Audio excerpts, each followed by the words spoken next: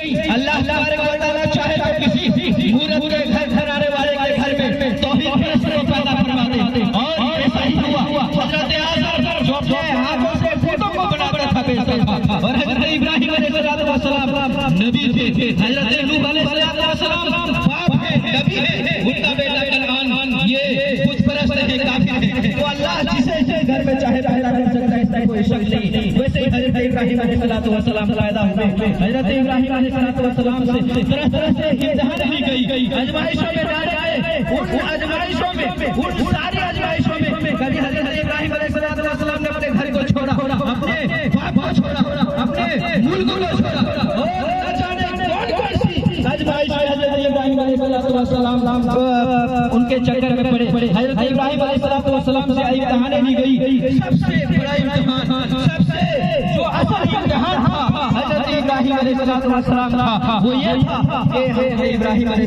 السلام 80 سال کو پار کر چکے ہیں، بال سفید ہو چکے ہیں، اور ان کا کوئی اولاد نہیں ہے۔ بڑی تمناؤں کے بعد، بڑی آرزوؤں اور محنتوں کے بعد، بڑی اللہ کرنے کے بعد حضرت ابراہیم علیہ السلام کو ایک نیک اولاد عطا کی اللہ رب العزت نے۔ کیسی اولاد؟ وہ اولاد جو قرآن کا نقشہ کھینچا ہے، رب ہب لی من الصالحین، اللہ مجھے نیک اولاد عطا فرما، مجھے ایک سچا اولاد عطا فرما، صالح اولاد عطا فرما۔ ایسی صورت میں اللہ تبارک و تعالیٰ نے اولاد عطا فرما۔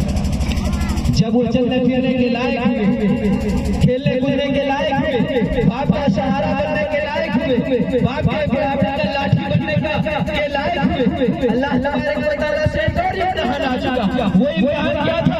حضرت ابراہیم علیہ السلام نے مسلسل 3 دن تک خواب دیکھا۔ اللہ رب العزت نے سپنا دکھایا ابراہیم علیہ السلام کو، اے ابراہیم تمہارے نزدیک سب سے قیمتی چیز جو ہے اس اللہ کی بارگاہ میں، اللہ کی راہ میں قربان ڈالو۔